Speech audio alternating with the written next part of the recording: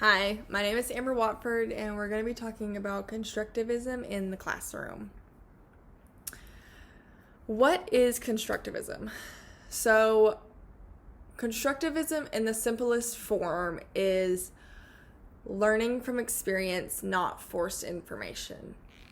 So, it's putting the learning in the student's hands and letting them build their knowledge. It's not funneling information into them and hoping that they retain it and they learn something. It's letting them be the pioneer for their learning, okay? Well, now we want to discuss who created constructivism. The three main people that created constructivism are John Dewey, Lev Vygotsky, and Jean Piaget. So, John Dewey is the first one I want to talk about, and he is essentially he straddles the middle between both Jean Piaget and Lev Vygotsky. John Dewey believes that connecting real-life experiences with school activities is the best way when it comes to learning, okay? So, creating material or content and giving it to the students and allowing them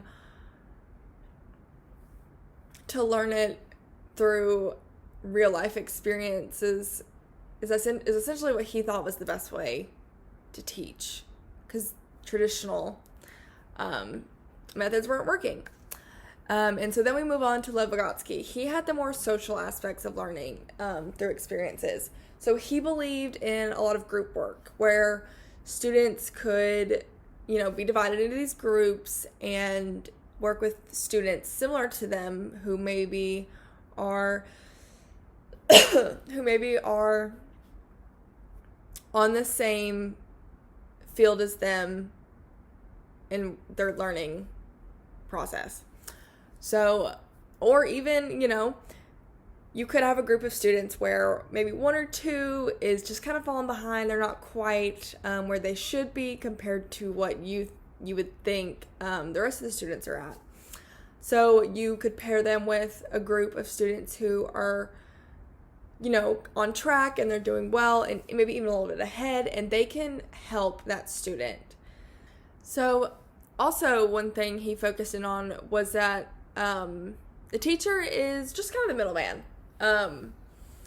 He really believes in putting the learning and the teaching in the hands of the students and peer group work and things like that. The teacher is there as a way to assist students in what they know and what they can learn, They're there if they need help, but ultimately the students should be able to kind of retain the information in a way that they'll understand it and fit them. So then we move on to Jean Piaget. He believed in the individual is the center of learning. He developed the 4 stages of learning. He also is the one who came up with the assimilation and accommodation, where assimilation just refers to the process of taking new information and fitting it into an existing scheme, and accommodation refers to using newly acquired information to revise an already existing scheme. Okay, so now that we've discussed the theorist, I want to move into traditional classrooms versus constructivist classrooms. The first one we're going to discuss is the curriculum in traditional versus constructivist classrooms. So a traditional curriculum is going to basically just emphasize those basic skills that you should already know. And then the constructivist approach is going to emphasize the big concepts. So when we think about a traditional classroom, we think about, the main resource for learning is a textbook. It's basically just a lot of memorization and repetition and very teacher-centered. Students aren't really doing a lot of active learning. It's a lot of passive learning. So when you have a constructivist classroom, it's kind of all the opposites. Where you had that textbook as the main resource before, now you have other sources of materials, that can be your resource. It can provide a more hands-on experience. You can have things such as videos, activities, anything besides the textbook, basically, is a way to, introduce a more interesting way to learn as your main resource. There is a lot of interactive and just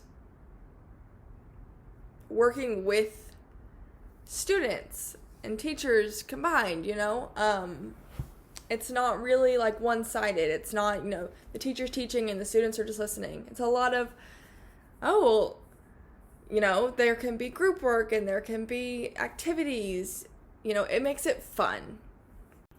So when I discussed that students in a traditional classroom were more of passive learners, and then in a constructivist classroom they were more active learners, that's going to kind of segue us into the students' roles in the classroom. So as I just said, traditional is a passive approach and constructivist is an active approach. Traditional views the students as a recipient of knowledge, whereas the constructivist views them as building the knowledge. So you think about in a traditional classroom, when I say they're the recipient, you can think of an example like a funnel. So the student, okay, say I'm a student, and then there's a teacher just, giving me all this information, and he or she is funneling information in to me. That would be a traditional approach, whereas a constructivist approach is students taking materials and building their own knowledge of it, or theories or concepts. It changes how students retain knowledge and information. So, and then we get into how students work in the classroom. When you have a traditional approach, students you're gonna see them majority just working alone. This, like I said previously, the standard rows of desks, and every student has their assignment or their worksheet or whatever it is that they're working on, or even if they're just taking notes, listening. Every student is doing that primarily alone. It's not a lot of interaction within the classroom with the students. When you have that constructivist approach, it's going to be majority interactive work. So you might see a lot of groups, a lot of peer assignments or assessments or whatever. Like a common theme that is in constructivist classrooms is the jigsaw method, which I will discuss in an example of using a teaching method in a constructivist classroom towards the end of this. I discussed the jigsaw method. So yeah, students work primarily alone in a traditional, and it's a lot of group work and peer group in constructivist classrooms. So then we move on to the teacher's role in the classroom, in the traditional and a constructivist classroom. So in a traditional classroom, you think about teachers that don't want to be interrupted, or save all your questions till the end. Don't speak unless I speak to you, only raise your hand. It's a very authority-powered classroom in a traditional setting. In a constructivist setting, you have a more interactive approach to it. So instead of, we'll save all your questions till the end, it might be feel free to jump in at any moment if you don't understand something or if you have a question, that kind of approach. So don't be shy. Include the students in the lesson, It's also encourages them to interact with the students, which they may be comfortable with, but it also encourages them to interact with the teacher. I feel like a lot of traditional setting classrooms, that's a big issue, is students always need help. Students are always going to have something that they don't quite understand, but maybe they're too afraid to ask because the teacher, save all your questions till the end, or they don't want to be embarrassed because they think they're the only one who maybe has a question that they don't understand. And that approach is why constructivism classrooms are so good, because it takes away the timidness from students and the fear of almost rejection. I wouldn't say rejection, but it's something similar in the sense of being afraid to ask for help or ask questions because you don't want to sound dumb, or you think you're interrupting. Constructivist classrooms encourage speaking up and being essentially the main source of teaching. Like, you need a teacher in a classroom, but as discussed in the theorist, when when Vygotsky discussed that the teacher is essentially just the middleman, and it's basically just what the students already know and what they could learn. That's what a constructivist teacher role is encouraging students to ask questions and solve these problems themselves and just be there if they need help. Okay, so then we move into assessment. In a traditional setting, assessment is a lot of tests. So, think of standardized tests at the end of the week on the material that you might have learned in class.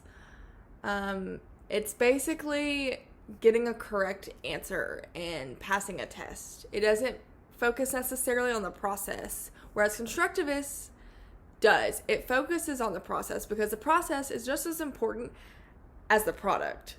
When you have tests are not necessarily bad, having standardized tests or, end of the week tests or, midterms, final exams, they're not bad. But you have to understand that what gets you there is just as important, because yes, you can memorize responses to a question for a test, and think, okay, well, the students are learning this. You ask that same student a month, 3 months, 6 months, a year later, what, they learned from that lesson or that particular test, and guarantee they probably couldn't tell you. Or if they can, it's a very small amount. I think back to when I was in high school and, I went to a county school, a small school that didn't get a large amount of funding, but they really focused on the numbers. And I realized that because when students would get ready to graduate, if they were failing classes, they were given the option to do a credit recovery. So essentially, if you have one class that could hold you back from graduating, they don't want you to be held back from graduating. So they're going to give you the option to take an online class to make better grades. So to relearn the materials and take tests, and you have to pass these tests to pass the course essentially. And they only, I want to say when I was in high school, they only gave students like a 2-week time frame to do this, which, you think about, God, that long, like a school year's worth of material in 2 weeks, they're not going to retain any of that information. But that's where the traditional assessment comes in, is there were teachers who were just bypassing students on tests and quizzes because they needed them to graduate, because they needed those numbers. That's where the traditional classroom becomes an issue, is when it's so focused on the tests and correct answers that you don't care that the students aren't learning the material. They're not learning anything when you're teaching for the test, is how I've always referred to it. I've always thought that I can memorize every single thing on a study guide or, a review or whatever. But if I don't actually know that material, what good is it doing me? So basically, a traditional classroom versus a constructivist classroom is, how I would view it, is very passive. I don't want to say uninviting, but I think if I could go back to, K-12 school, knowing what I know now, I think I would want to be homeschooled, because I look at like how different I could do it now that I know how bad it was, So now that we've discussed the 2 different types of classrooms, we're going to move into the PAR model. So PAR stands for present, apply, and review. So in present, you're going to be presenting new knowledge, concepts, skills, information, basically all the material that they need to learn. So for instance, basically presenting information in a traditional classroom would just be lecture. But in a constructivist classroom, presenting information could be a video, Hey guys, go home, watch this video, and come back in tomorrow, and we will apply what we learned. So that's where we move into the apply part of the PAR method or model. Apply is exactly what it says, is you're applying the material learned through exercises, activities, work, it's showing what you learned, and it gives the teacher a chance to look at what you've learned. And then that goes into the review. So the review is where the teacher will step in and, offer criticism if maybe like you're not quite understanding something, they'll offer their help, try to see what needs to be restated or discussed more, what, key points maybe students are missing. And it also provides students a chance to be like, hey, I went home and, I watched the videos and I tried to work on the assignment, but I'm still just not getting it. And here's what I think I'm struggling with. That is what the review part of the model is. So now, as I mentioned earlier about me talking about a jigsaw method, I'm going to use the jigsaw method in the form of the PAR model. So our scenario is going to be a K-12 classroom, probably, I would say, secondary grade level, learning about cell growth or the cell cycle. So you could present the information to the students by either a lecture or a video or a PowerPoint, however you feel you could present the cell cycle to the students. So you'll present them the information, and then you'll move on to the apply part, which is going to be a jigsaw method. So the jigsaw method is essentially you are breaking your students up into groups, and each student within their group will take a part of the cell cycle and learn about it.